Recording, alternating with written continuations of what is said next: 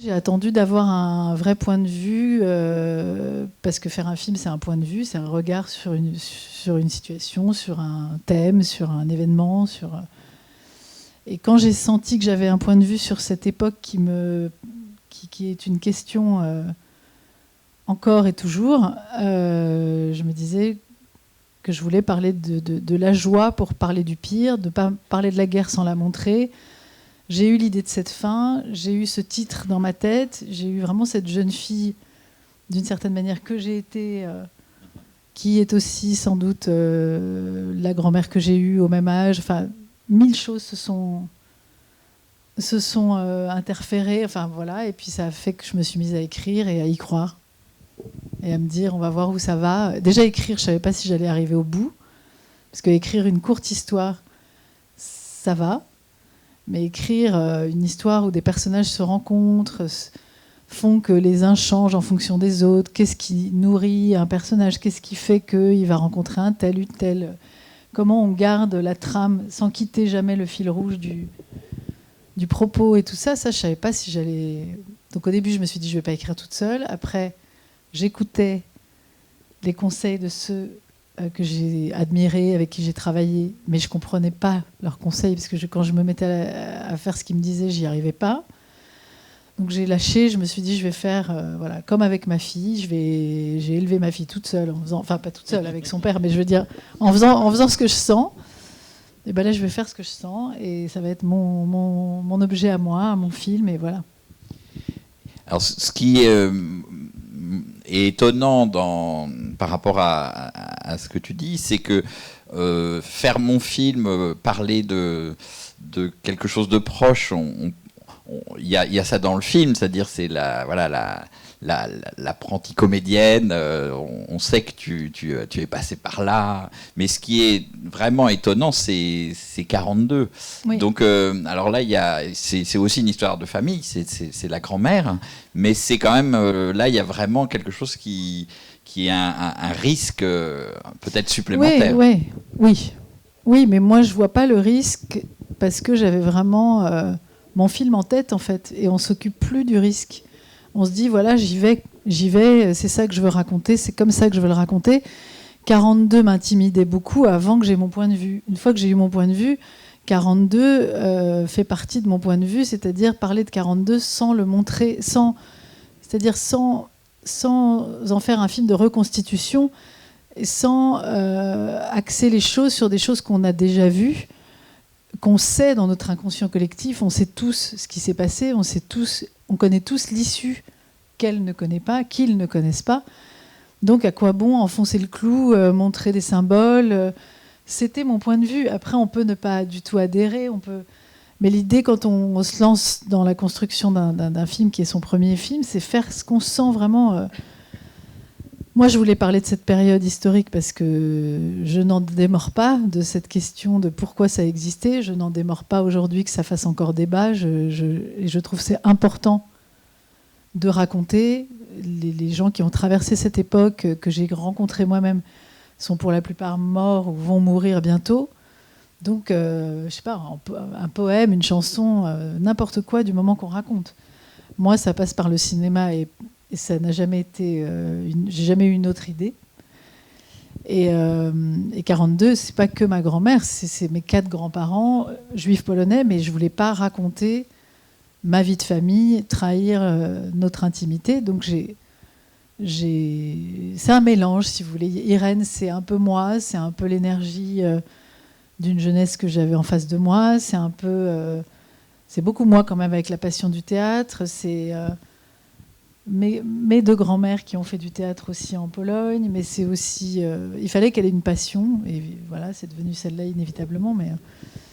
Et puis, je voulais qu'ils soient juifs et français pour pas raconter ma famille, mais aussi pour raconter la France de cette époque, les juifs français de cette époque qui faisaient confiance dans leur pays et raconter à quel point ils se sont sentis menacés moins, mais pas si longtemps que ça, quoi. Enfin, je veux dire, ça.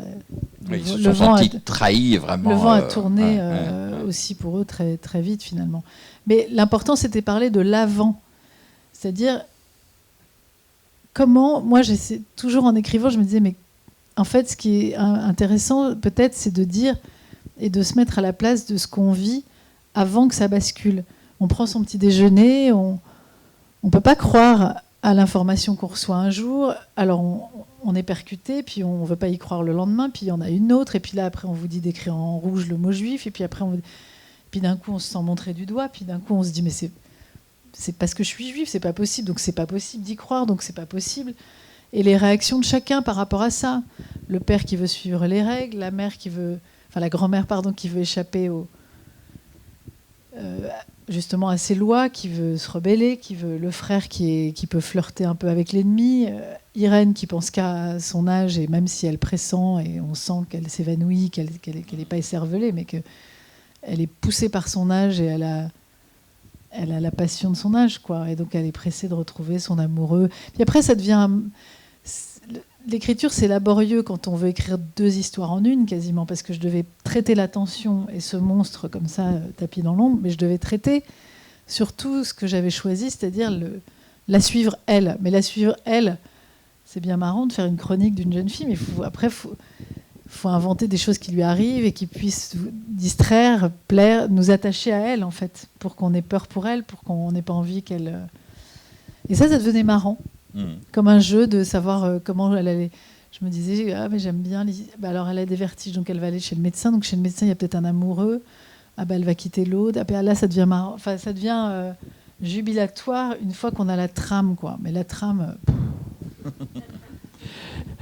Oui, ce qui est très beau dans le personnage d'Irène et dans ses évanouissements, c'est qu'on a l'impression qu'elle fait tout, même si effectivement elle n'est pas écervelée, elle sent quelque chose, mais elle fait tout pour ne pas le voir, et en même temps, elle s'évanouit. Ça rattrape comme si elle somatisait quelque chose. Elle somatise l'époque, en fait. Son corps somatise l'époque. Le corps somatise. Voilà, le genou. Non, mais le corps somatise. Moi, je crois beaucoup à ça. Vraiment, je crois beaucoup au fait que quand on veut pas voir, ou qu'on refuse de voir, ou qu'on est dans le déni, elle n'est pas dans le déni, elle est plutôt dans l'envie de ne pas leur donner ça. Elle sent bien que quelque chose va basculer. De plus en plus, quand le film avance, elle sent que ce soir devient un peu plus contrarié. Elle entend, c'est pas à la mode d'être juive, elle comprend. Elle dit, on n'a pas la peste non plus. Elle commence à... Elle est pas sotte, quoi. Mais elle leur donnera pas ça jusqu'à la fin. D'ailleurs, elle se retourne pas à la fin. Elle lui donne même pas un sourire. Elle veut... quand elle est en face de sa meilleure amie, elle continue à y croire, quoi. Et elle lui dit surtout, toi, il faut que tu y crois. Enfin, il y a un message de... D'ailleurs, Rebecca a mis beaucoup de temps à réussir à dire cette petite fraction de phrase interrompue, parce que c'était toute l'histoire dans une... moi, si je l'ai, je lui disais, pense à... Enfin bon, j'étais un peu dure avec elle, parce que je la mettais vraiment en situation de raconter l'histoire pour toutes les Irènes du monde, quoi.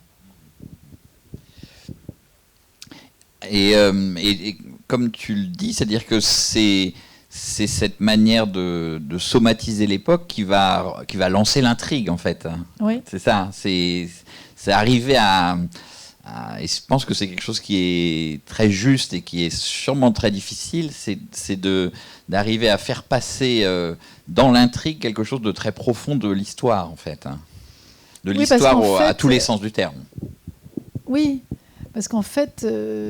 l'idée, au début du film, on peut se demander où on est, à quelle époque on est, et c'était volontaire. C'est le contraire d'un film où il y aurait écrit juin 1942, Paris. Je voulais comme si je voulais faire confiance aux spectateurs et leur dire, voilà, je vous montre une famille, je vous montre une jeune fille. Vous arrivez comme au milieu d'une fête, quand la fête a déjà commencé, et puis vous allez prendre la fête en cours et vous allez savoir que, ah bah non, c'est pas la mère, ah bah c'est une grand-mère. Ah bah non, en fait, le frère, je sais pas quoi. Ah bah en fait, elle fait du théâtre. Et au fur et à mesure, vous rattrapez l'histoire. Et moi, je vous fais confiance, en fait. Puis en plus, comme vous connaissez le fonctionnement de l'histoire avec un grand H, vous vous laissez emporter dans le mouvement d'elle, en fait. Et au fur et à mesure que ça avance, avec ses malaises, on a mal pour elle, on a le tournis avec elle. On se dit, mais elle va pas y échapper, elle va pas y échapper. Puis à un moment, on croit que si. Puis à un moment, même Joe, quand il disparaît, on se dit, mais peut-être qu'il va revenir, peut-être que... Donc il y avait des intrigues comme ça, des rebondissements à trouver pour que l'histoire avance avec vous qui la connaissez, et puis en même temps, l'histoire avance pour elle. Et en même temps, elle a sa force de vie, quoi. Il y a des moments de jeu presque provocateurs, anachroniques, sur la musique. Ça, c'est sûr. Pourquoi ce choix musical qui, je trouve, très culotté, en fait?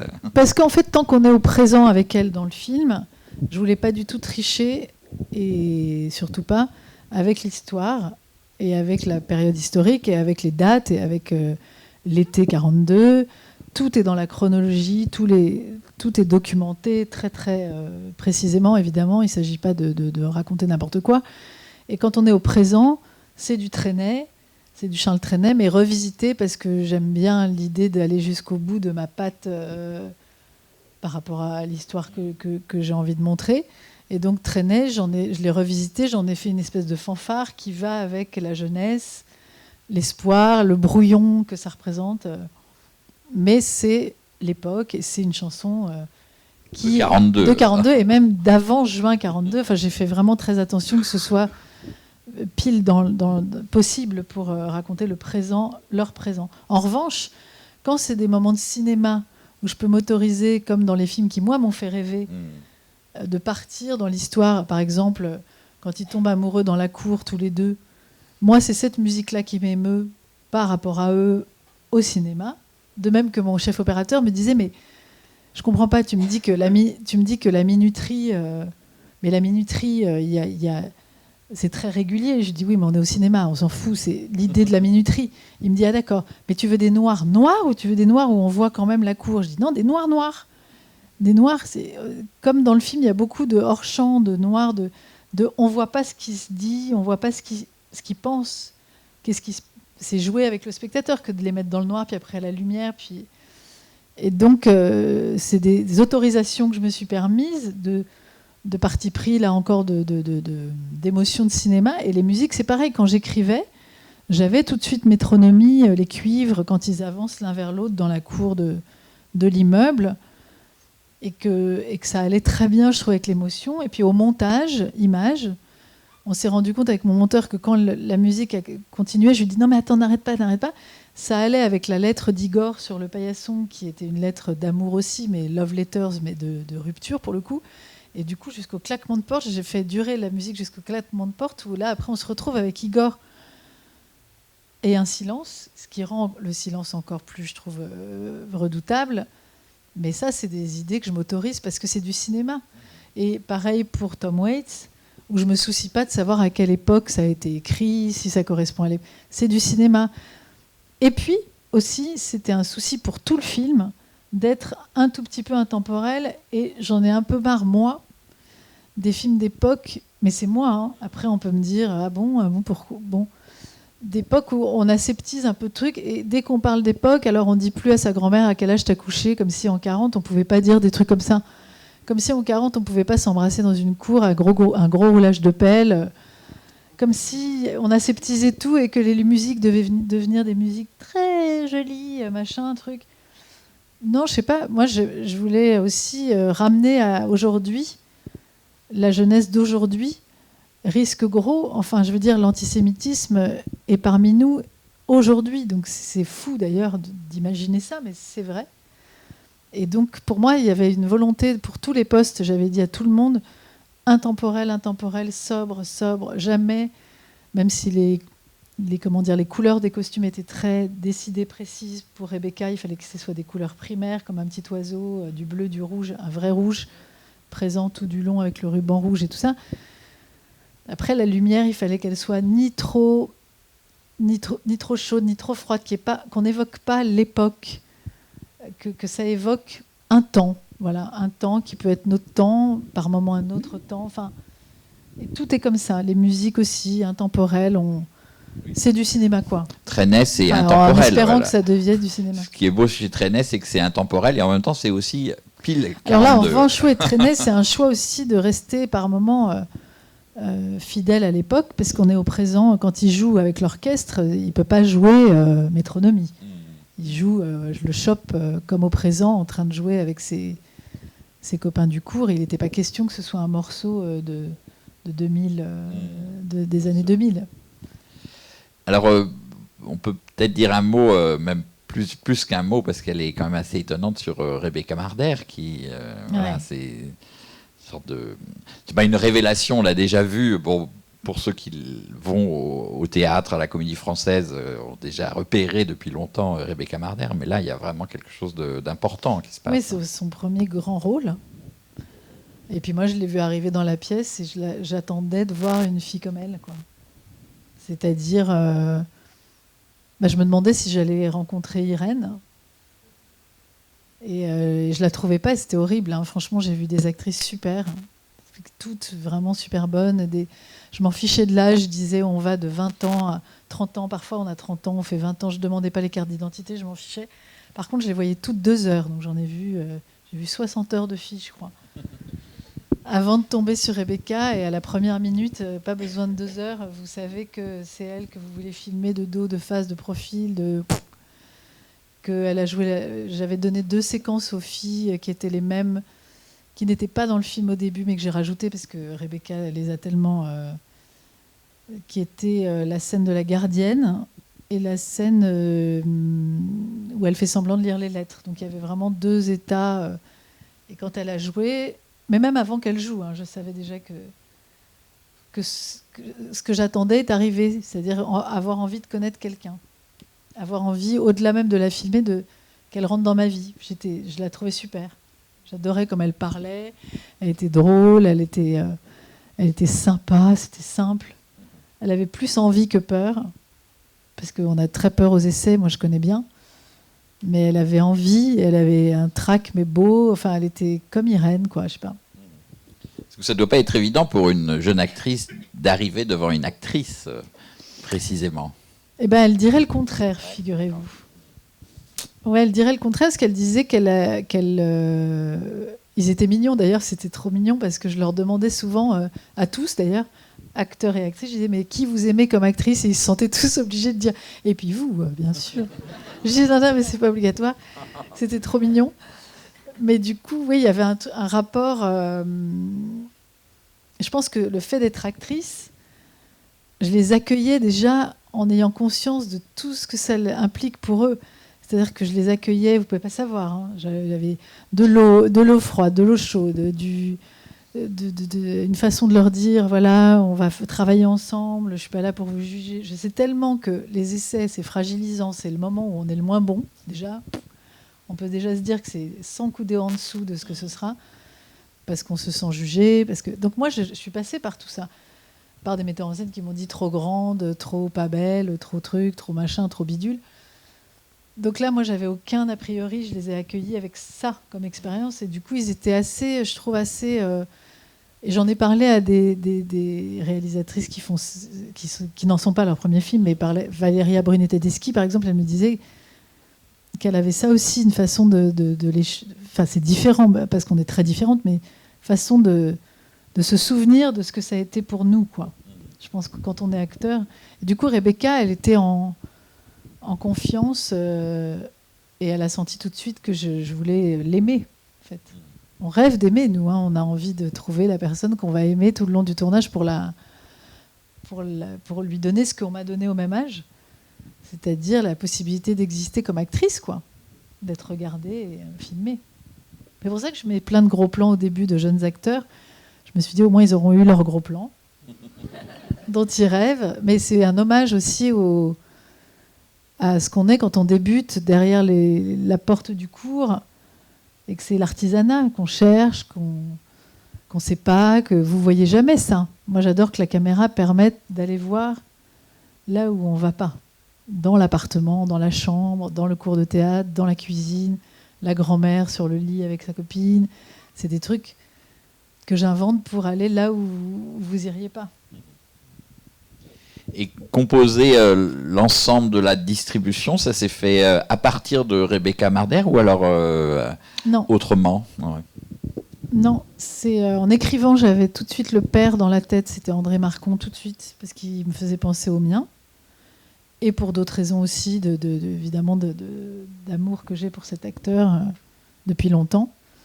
Et je voulais quelqu'un aussi de pas trop familier pour les spectateurs, pour qu'on puisse rentrer dans cette famille sans se dire « Ah, c'est Daniel Auteuil » ou « Ah, c'est je vais contre moi-même en disant ça, hein, mais j'en ai eu conscience quand on me disait oui, je t'adore comme actrice, mais je te prends pas dans ce film parce que ça, on voit trop, je sais pas quoi. J'y croyais pas. Je me disais toujours oui, foutaise, il m'aime pas et puis c'est tout, il me prend pas.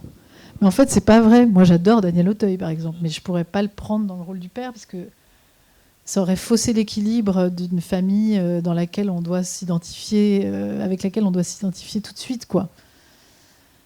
Donc André Marcon, j'ai écrit pour lui. Le frère Anthony Bajon, j'ai écrit pour lui parce que je l'adore. Je l'avais vu dans La prière de Cédric Kahn. Après, je l'ai vu dans le film d'Afsia Hersi. Enfin, je l'ai vu dans beaucoup de choses. Et j'ai raison de l'aimer parce qu'il est décidément un très grand acteur. India Air aussi, j'ai écrit pour elle parce que je savais qu'elle pouvait faire exister cette fin, faire exister cette amitié inconditionnelle, sans a priori, cette humanité. Voilà. Ils sont tous très humains d'ailleurs dans le film, je trouve. Et Josiane aussi, c'est mon amie absolue que j'ai connue au conservatoire. Et depuis, on ne s'est plus quittés. Ça fait donc 2 ans. Et qui est une comédienne géniale, Florence Viala. Et donc, j'ai écrit aussi pour elle. Donc, il y avait déjà tout ça. Et après, il fallait trouver Rebecca pour trouver la grand-mère. Et la grand-mère, ça a été un gros point d'interrogation parce que la grand-mère, pour moi, c'était Marceline Loridan Evans dans mon esprit, plus ma grand-mère maternelle. Donc j'avais deux grosses personnalités au-dessus de ma tête. Et un jour, je me suis réveillée et puis je me suis dit, mais Françoise, en fait, qui est une amie, donc, qui est monteuse dans la vie, monteuse des films de son mari, Alain Cavalier. Je me suis dit, mais pourquoi pas Françoise, qui est si géniale ? Et je l'ai appelée au débeauté, j'ai appelé Françoise et je lui ai dit, est-ce que tu veux jouer dans mon film ? Ah bah oui. Je lui ai dit, non mais je crois que tu n'as pas conscience que là, c'est un rôle, quoi. Et elle me dit, oui, mais avec toi, je le fais. Hein. Et elle a travaillé, elle a stabilobossé son personnage. J'ai fait une impro entre elle et Rebecca autour de l'amour, où Françoise... était comme un poisson dans l'eau. Elle lui disait non, l'amour c'est aimer ramasser les chaussettes de son amoureux. Et puis Rebecca était comme ça, elle l'aimait déjà. Et puis après, je lui ai fait travailler un texte et j'ai vu qu'elle était actrice. En fait, elle est géniale. Elle a apporté tout ce dont c'est celle qui, elle m'a bluffée, quoi. Au montage, je voyais à quel point je pouvais profiter à la fois de son humour, de sa bienveillance. Elle a un regard tellement tendre et en même temps, elle a un secret, elle a une douleur, elle a une liberté, on l'imagine aussi très libre à 20 ans de moins. Enfin, elle est super. Et après, j'ai fait tout ce groupe de jeunes. Et ça, c'était très drôle. Autour d'Irène. Alors, il y a eu Ben Attal aussi, qui joue Jo, qui était un des seuls qui n'était pas passé par le théâtre, que j'ai connu tout petit, et que j'ai vu aux essais comme tous les autres, et qui a joué pour la première fois un texte de théâtre, puisqu'il n'avait jamais fait de théâtre, et je lui donne le monologue de Ruy Blas. Et il a tellement aimé découvrir le monologue, c'est celui qui a, de loin, mais vraiment joué le mieux et le plus... il avait un truc animal tout de suite, instinctif, très, très émouvant, quoi. Donc ça a été lui tout de suite. Et après, j'ai créé ce groupe de jeunes, et c'était très drôle, parce qu'à chaque fois que je rencontrais quelqu'un, il y en a que j'adore hein, dans le groupe. Par exemple, au début, il y a une fille qui bute sur un mot qui dit qu'elle ne se souvient pas, elle a un trou de mémoire. Elle s'appelle Lucie Gallo, et elle, je l'ai choisie en premier. À chaque fois que j'en choisissais un, j'appelais Rebecca. Et je lui dis, est-ce que tu connais Lucie Gallo ? Ah, je l'adore. Je l'adore, elle est géniale, machin. À chaque fois que j'en choisissais une, ils se connaissaient tous. Mais je les choisissais individuellement. Il y en avait un qui était au conservatoire, un autre qui faisait du théâtre depuis 3 ans, un autre qui... Et tous s'aimaient, se connaissaient et se respectaient et étaient potes. Et ça, c'est bizarre et c'est souvent bon signe pour le groupe à former, quoi. Et jamais y a eu l'idée que vous preniez un personnage ? Non. Non. J'avais pas du tout envie de mettre le costume, alors pas du tout. Je disais encore tout à l'heure que j'étais très contente d'être habillée en moi, d'être moi, et de décider de tout, du lacet de chaussures à la coiffure, à tout, en étant moi-même, être moi-même jusqu'au bout. J'aurais eu la flemme et j'aurais pas aimé me filmer déjà. je pense que c'est une des raisons aussi pour laquelle il n'y a pas la mer, pour pas être tenté quand même. Mais non, j'ai jamais eu l'idée et je voulais vraiment faire mon film complètement pour eux, pour magnifier des acteurs, enfin essayer de faire avec des acteurs ce qu'on avait fait avec moi, mais faire tout le film du côté de derrière la caméra, quoi. Il y a sûrement des questions.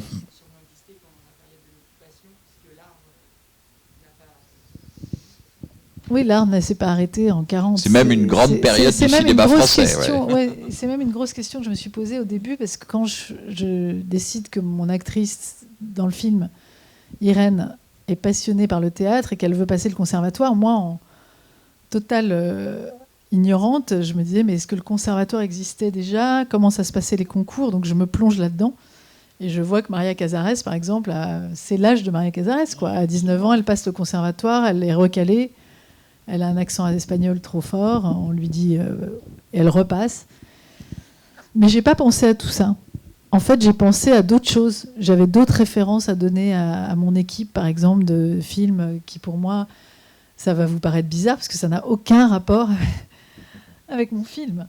Mais je leur ai parlé de Nanni Moretti, La chambre du fils, pour parler du bonheur de la famille.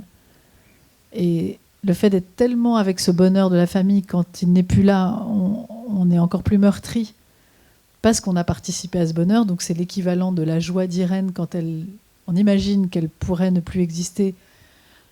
Donc je parlais beaucoup de ce film, mais je parlais aussi des films de Truffaut, pour le café de Gilbert et Rebecca, de Gilbert et Irène quand elle est avec son premier amoureux, qu'elle espère être l'amoureux qui ne sera pas l'amoureux.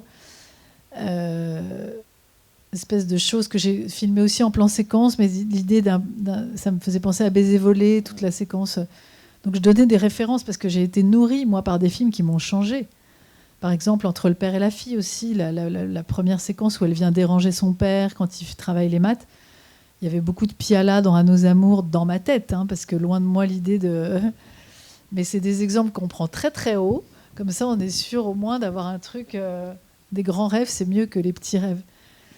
Et puis, mais il y a des trucs fous. Il y a Tootsie, par exemple, dans le film. Vous savez pas, mais par exemple, le plan d'André Marcon qui a sa cigarette au milieu de la foule, le seul moment où on voit une foule quand il va changer les papiers, c'est pour moi la référence que je disais à Guillaume, mon chef opérateur. Je disais, tu sais, c'est vraiment comme je voudrais un plan vraiment comme quand on voit apparaître Dustin Hoffman en femme dans la foule en Tootsie, quoi. Et je voudrais vraiment que ce soit une foule. Et c'était des images très précises pour moi, mais donc il y a plein en fait, nos films sont, je pense, inspirés. Je pense que tout, enfin, je sais pas si c'est pour tout le monde pareil, mais en tout cas moi, j'avais plein même inconsciemment, de la clope pour Marcon, c'était des films de Sautet qui m'ont marqué toute mon enfance, adolescence. Il n'était pas question. D'abord à l'époque, on fumait n'importe où, on fumait. Mais en plus, pour moi, le père fumait. Enfin, mon père fumait, mais les films de Sautet, c'était... Piccoli fumait. Enfin, il n'était pas question que... Voilà, il y a plein de choses comme ça. Il y a d'autres références aussi. Par exemple, la scène du lit entre les deux grands-mères, le dictionnaire de la peur. Ça, c'est un documentaire que j'ai vu sur Simone Veil, que Marceline m'a montré, Laurie Dan Evans, où elle discutait beaucoup sur le lit de Simone Veil. Et ça gênait beaucoup. Simone Veil recevait beaucoup sur son lit. Faisait beaucoup, travaillait sur son lit, était beaucoup, sa famille, ses enfants venaient. Et donc je me suis servi de ce décor pour créer une séquence d'amitié autour de la peur. Voilà. Après, il y a des choses sans référence, évidemment aussi, mais j'ai dit à Rebecca de regarder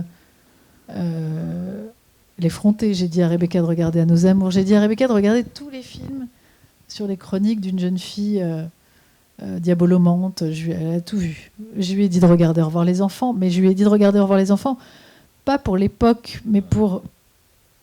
Ce film Au revoir les enfants m'avait énormément marqué, justement pour ce qu'il avait de très vrai de l'époque, mais pour ce qu'il avait de très... le point de vue, justement, de ce au revoir de comment il s'appelait, Philippe Maurice Genoux, c'était ça Oui, c'est Maurice Genoux, ouais. Peut-être que ça vient de là. Et voilà. D'autres questions? Oui. Bonsoir. Alors, je peux comprendre. Moi, j'y ai pas pensé en choisissant Rebecca. Rebecca, ce que j'ai aimé, c'est qu'elle est intemporelle. Elle me faisait penser à plein de choses, moi, de ma famille, de cette époque, et en même temps très moderne. Je pourrais la voir dans un Woody Allen demain. Donc, il y avait tout ça. Mais j'ai pensé à Anne Frank, bien sûr, parce que qui ne pense pas à Anne Frank quand on parle de cette période, puisqu'on a tous lu à 13 ans, ou à je ne sais pas quel âge d'ailleurs. Moi, à 13 ans, j'ai lu Anne Frank, et j'ai lu ce livre avec une page que j'ai cherchée après, et qui n'arrivait pas, et pour cause. Et ça a vraiment conditionné ma fin. Je voulais arriver à autant de chocs que j'avais ressentis en lisant Anne Frank, avec mon film. Je ne savais pas comment. Et après, j'ai trouvé l'interruption d'une phrase. Je ne savais pas comment la mettre en scène. Enfin bon, ça a été tout un cheminement pour arriver à ce silence dans le noir qui fait 9 secondes, pas 8, pas 10, pas 7, pas truc. Mais Anne Frank, oui, j'y ai pensé. Après, si vous voyez vraiment des photos d'Anne Frank, Rebecca, elle a le regard très clair. C'était un hasard, hein, mais je me suis servi de ça beaucoup dans le film, l'air de rien. Parce qu'il y avait une lumière, une clarté que je voulais, un truc assez lumineux. Et Anne Frank avait le regard très noir. Les cheveux très noirs et le regard très noir.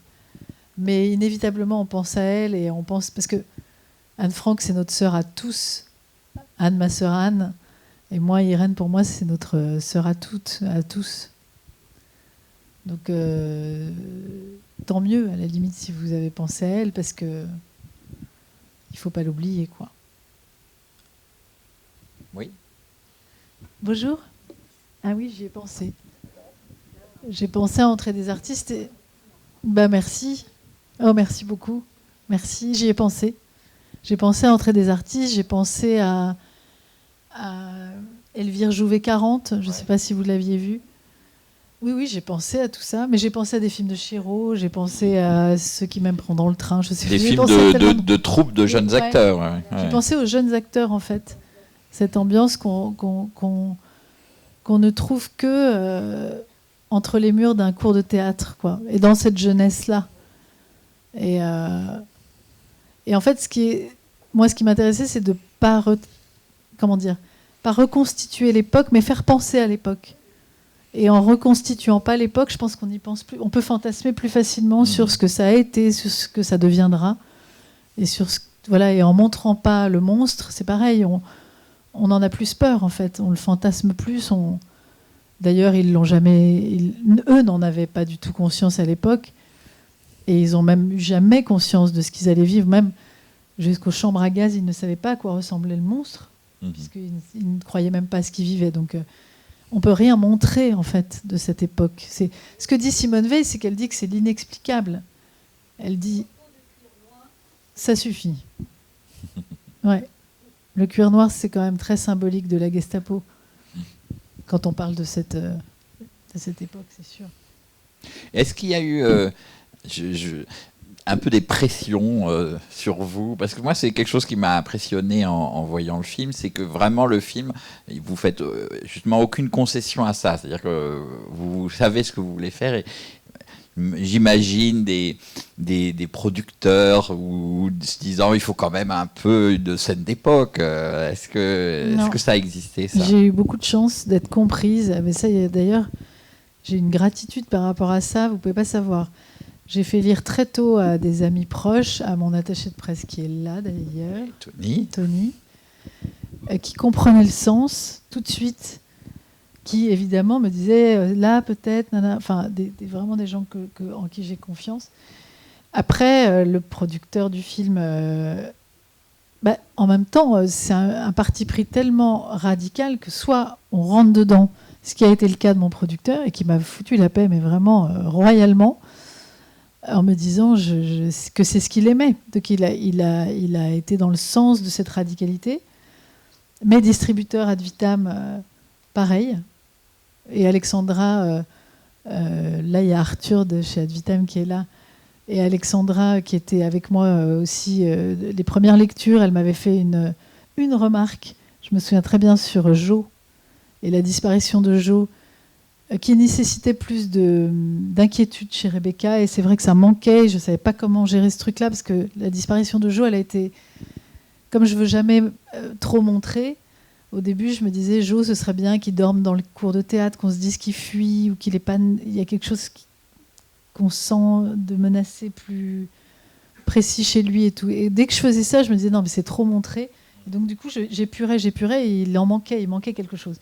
Et donc j'ai rajouté cette scène de gardienne, de fameuse scène d'essai qu'on aimait en plus, mais je l'ai rajoutée pour ce moment d'inquiétude qui était... Mais ils m'ont jamais...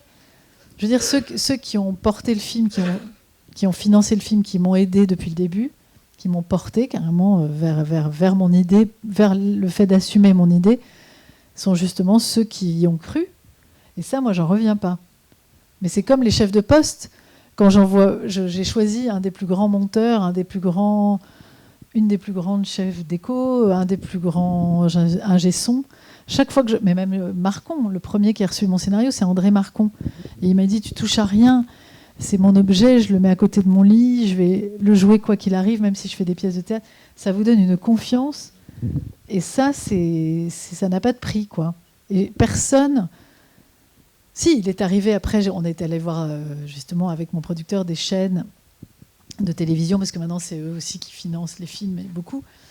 Alors ceux qui sont rentrés dans le film ont compris, mais ont compris avec le besoin de m'entendre sur mon point de vue. Et c'est un film finalement, c'est sans prétention que je dis ça, mais c'est vrai que je me suis lancée dans un truc de mise en scène, quoi, parce que c'est écrit tel que vous l'avez vu, mais en même temps, on se dit, la scène de fin, comment elle va donc je devais expliquer, et je ressortais du rendez-vous, et elle disait, ok, c'est bon. Mais sans le rendez-vous, je ne sais pas si France 3 nous aurait suivis, je ne sais pas. Après, il y a des gens qui sont pas rentrés, qui tout de suite ont dit, non, mais on sent pas les Allemands, on sent pas... Et c'est pas le film. Donc là, c'est pour le coup, tant pis, quoi. Il y aurait eu une sorte de malentendu. Les films, je crois que c'est un peu qui même me suivent, quoi. Et c'est ça qui est hyper émouvant sur un film. C'est que tous les gens qui sont là ont compris, en fait. Ont compris ce que vous aviez dans la tête un jour entre quatre murs à vous dire... Et ça, moi, ça m'a tout le long du film. Et au montage, quand mon monteur avait des partis pris, puis d'un seul coup, je disais, mais non, mais... Et qu'il m'écoutait, et qu'on s'écoutait tous les... Enfin, je veux dire, c'est un travail de vraiment... Alors là, pour le mot équipe prend tout son sens. Hein, vraiment, c'est... Et tous ceux qui sont partis avec moi dans le film ont compris le film. Il y avait une question, je crois, par là. Oui ?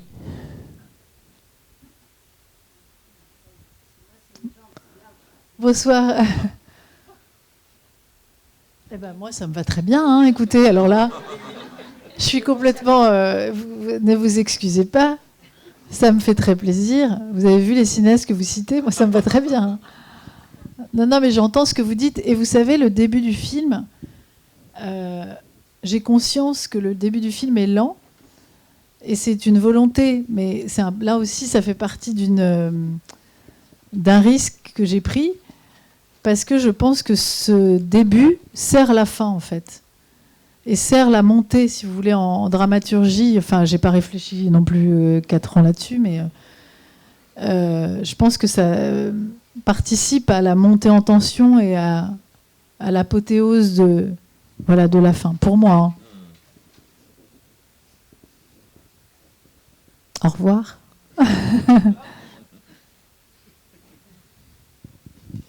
C'est comme s'il fallait passer par des rythmes très différents pour que la fin claque vraiment, quoi. Comme si la porte de l'histoire se refermait devant. Oui, c'est ça. Et puis c'est surtout, comme je voulais traiter la vie au quotidien et la vie d'une jeune fille, il y a des moments pleins, il y a des moments creux, il y a des moments où rien ne se dit à table. Pourquoi on ne filme pas des moments où rien ne se dit à table ?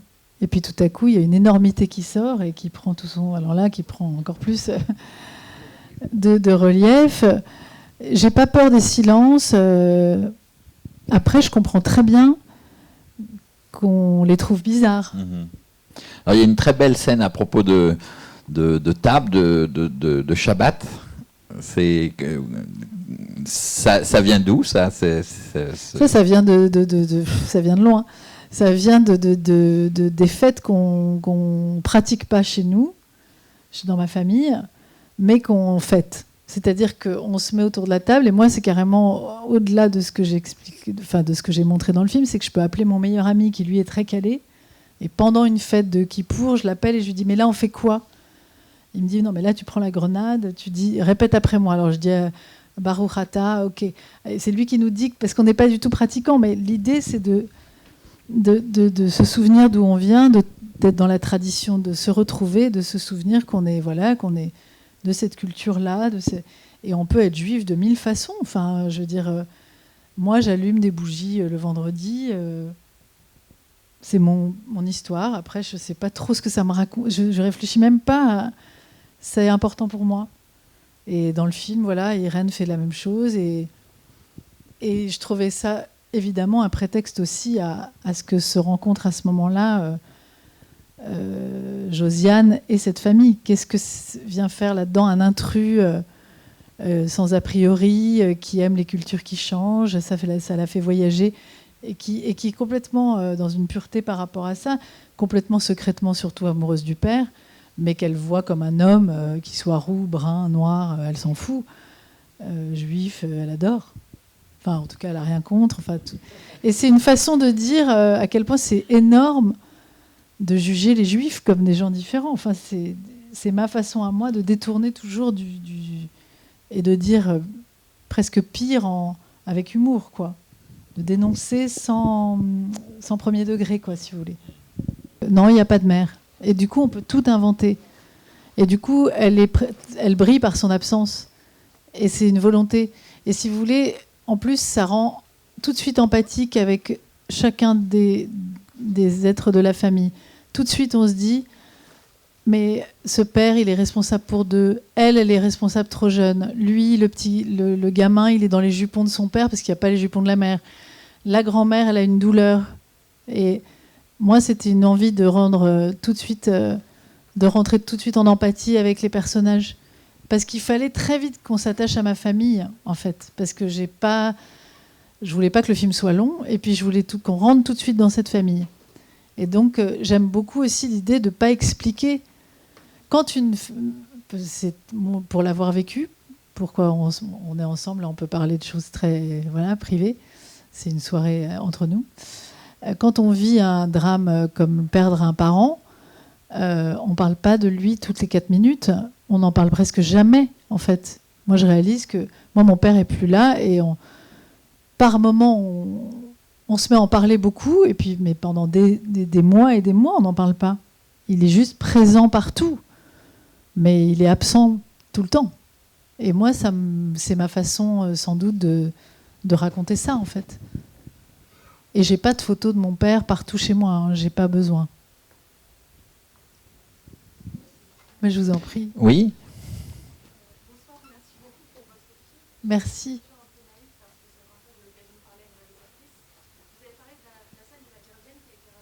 Ouais. Oui, quand on monte un film, il y a des scènes qu'on... Alors, est-ce qu'il y a des scènes entières dont je me suis passée? Je sais. Oui, il y a des scènes. Par exemple, très peu de choses ont été retirées du film, mais il y a eu une scène, par exemple, entre la grand-mère et sa copine, qu'on retrouvait dans la rue. Elle se disait « Bon Shabbat, au revoir chérie, au revoir ma chérie », pour marquer vraiment l'amitié de ces deux-là. Et en fait, j'ai pas eu besoin, parce que quand la scène a été tournée entre les deux femmes, ça suffisait, par exemple. Et il y a eu beaucoup de scènes de l'histoire d'amour entre le père et Josiane. On en voyait plus. C'est-à-dire, il la ramenait à un moment jusqu'au palier, ils s'embrassaient. Quand Irène s'évanouit et qu'on la retrouve dans sa chambre et qu'elle dit « je ne vais pas me reposer à mon âge, je suis fatiguée », Josiane la ramassait par terre. C'est Josiane qui la ramassait, qui montait avec elle. Du coup, il y avait un prétexte pour que le père et elle se revoient.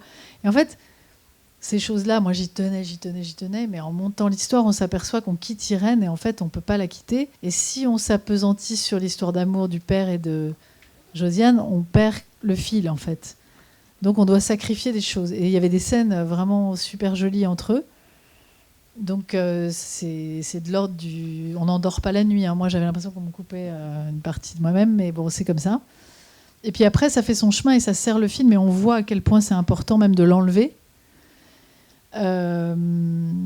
Qu'est-ce que j'allais vous dire ? Oui, et puis surtout, il y a des choses qui sont écrites, notamment l'histoire d'amour entre Josiane et le père, qui à l'écriture prennent 3 pages et qui en un regard dans le film suffit pour raconter qu'ils vont peut-être tomber amoureux. Enfin, moi, je trouve qu'on sent qu'il y a une petite histoire qui est en train peut-être de naître entre eux. Même Rebecca, quand elle regarde Josiane, on se dit peut-être ça va être la nouvelle fiancée de mon père. J'aime bien vos chaussures. Ah, c'est adorable et tout ça. Je disais à Rebecca, c'est peut-être ta future belle-mère. Et on n'a plus besoin de toutes les scènes en fait qu'on avait écrites. Donc oui, je me suis séparée de certaines scènes entre le père et la voisine et entre les 2 grands-mères et je crois que c'est tout.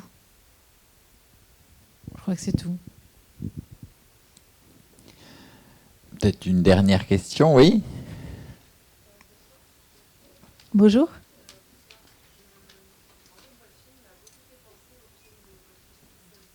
Ah ouais ?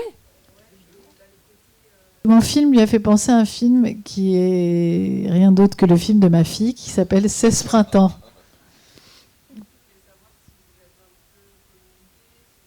Ah ben on communique ça. Alors là, pour communiquer, si vous saviez, c'est ma fille. Donc je l'ai laissé faire son film dont elle m'a beaucoup parlé, dont elle en a beaucoup parlé. On a sûrement des comment dire. C'est pas ma fille pour rien. Et je ne suis pas sa mère pour rien. Donc on a des points communs peut-être dans les inspirations, Je lui ai montré beaucoup de films. Théâtre.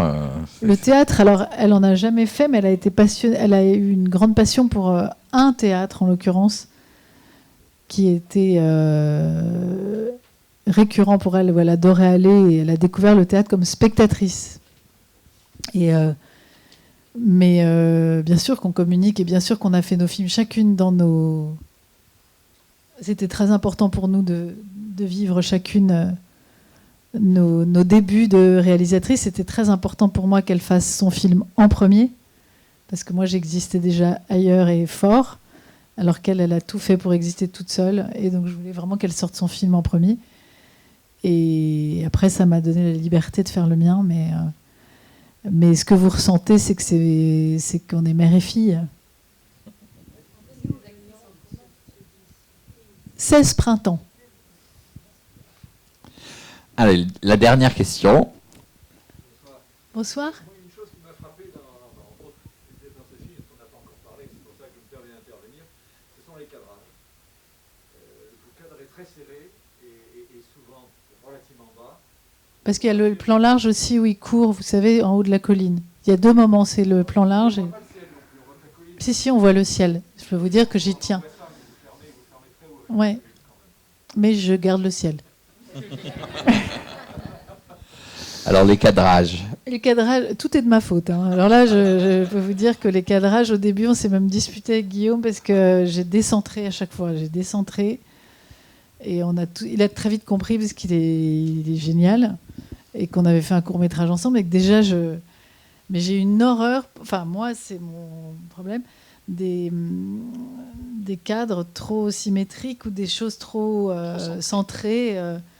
Donc je décentre toujours les personnages dans le cadre et je suis effectivement très proche. Mais pas... En fait, c'est marrant parce que je suis souvent proche, mais je suis souvent large aussi, en fait. Parce que je me suis beaucoup... il y a le plan de la mairie où c'est large, il y a c'est vrai que je suis très serrée sur elle souvent. Et à des moments d'ailleurs où elle dit souvent le contraire de ce qu'elle pense. Donc je suis beaucoup dans son regard pour comprendre que quand elle est chez le médecin, par exemple, qui lui dit peut-être c'est en ce moment une inquiétude et qu'elle dit je suis pas inquiète, je suis vraiment comme ça. C'est presque le moment où je suis la plus serrée sur elle. Et quant au décor, c'est une volonté bien sûr, puisque mon parti pris, c'est un peu comme dans dans un Paris qui serait le Paris qu'elle veut voir elle. C'est son regard à elle, c'est presque à hauteur d'elle. Tout est un peu à son niveau, à ce qu'elle veut voir elle. Donc c'était pour moi l'envie de... C'est pour ça que le crépuscule, enfin la colline, là, pour le coup, elle voit plus loin que le ciel. Et c'est... D'abord, j'avais envie d'être très proche des personnages, qu'on soit vraiment dans l'intime, quoi, toujours très très proche d'elle. Et puis, même par exemple, la scène où elle met en scène sa famille dans l'appartement, finalement, il n'y a qu'un seul plan vraiment large où on les voit dans le décor. Et après, mais souvent, je garde un plan large. Par exemple, la scène avec la grand-mère et Irène sur le lit, dis-moi si tu fumes, est-ce que tu fumes et tout. Hop, il y a le plan large de la situation de la chambre pour montrer le décor, soit à la fin, soit au début. Je montre là où ça se passe. Ça, c'est sûr. Mais effectivement, je resserre beaucoup sur eux. D'abord, moi, j'adore... peut-être qu'on resserre sur moi comme actrice, je ne sais pas. Mais j'adore au cinéma les plans des yeux, des visages, ce qui fait pour moi le cinéma, enfin la possibilité de rentrer dans un visage, dans un regard, dans un silence. Et du coup, c'est ce que vous dites, j'ai l'impression, c'est que du coup, quand les plans larges arrivent, ils sont marqués d'une puissance différente, puisqu'ils sont plus rares et ils racontent quelque chose. Mais rien n'était au hasard. J'ai travaillé beaucoup en amont parce que j'avais 6 semaines de tournage et que je savais qu'on n'allait pas pouvoir improviser. Et donc j'avais dit, voilà, là on est comme ça sur elle, là on est tout le temps en mouvement avec elle, là on est très serré sur lui, là on est... Puis après on improvisait parce qu'on avait tout blindé. Et après, il faut laisser la place à ce qui se passe. Mais voilà. En même temps, je trouve qu'on se sent Paris, moi, mais je le trouve qu'on le ressent vraiment. Mais j'entends ce que vous dites, mais c'est ça qui est beau dans le cinéma, c'est qu'il n'était pas question que je refasse ce qui avait été fait si bien. Enfin, moi, j'ai fait ce que je sentais. Merci beaucoup, Sandrine Kiverla. Merci beaucoup. Merci Antoine.